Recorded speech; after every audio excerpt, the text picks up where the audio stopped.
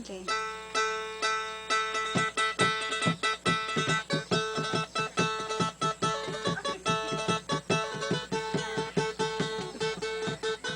Jim Kushner has been a Rotarian for 33 years.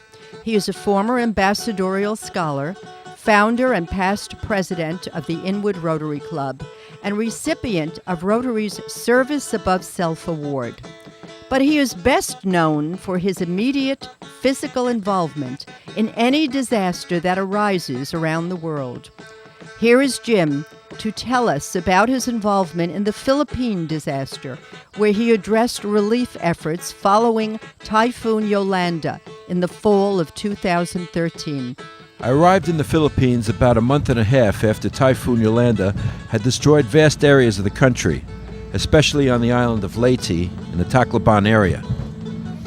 Leading up to my arrival, I had spent 10 hours a day researching the situation and raising funds for Todd Shea, who had already deployed and was providing me with on-the-ground reconnaissance. In the past, I had partnered with Todd during Hurricane Katrina, the typhoon in Japan, and the earthquakes in Haiti and Pakistan.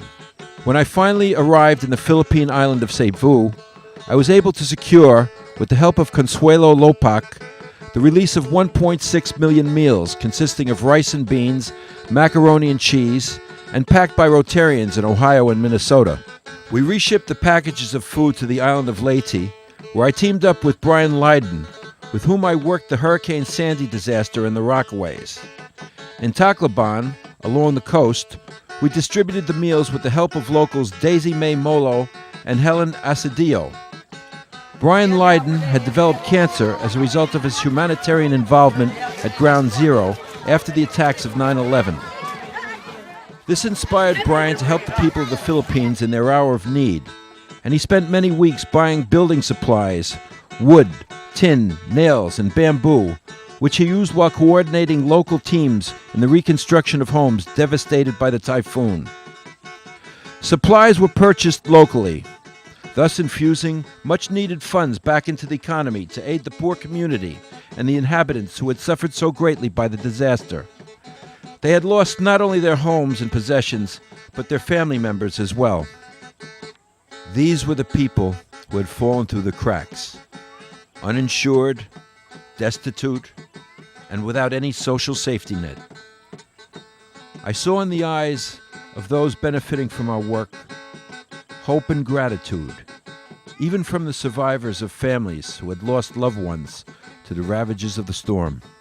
Typhoons, wars, natural disasters that have plagued the world since the beginning of time will continue.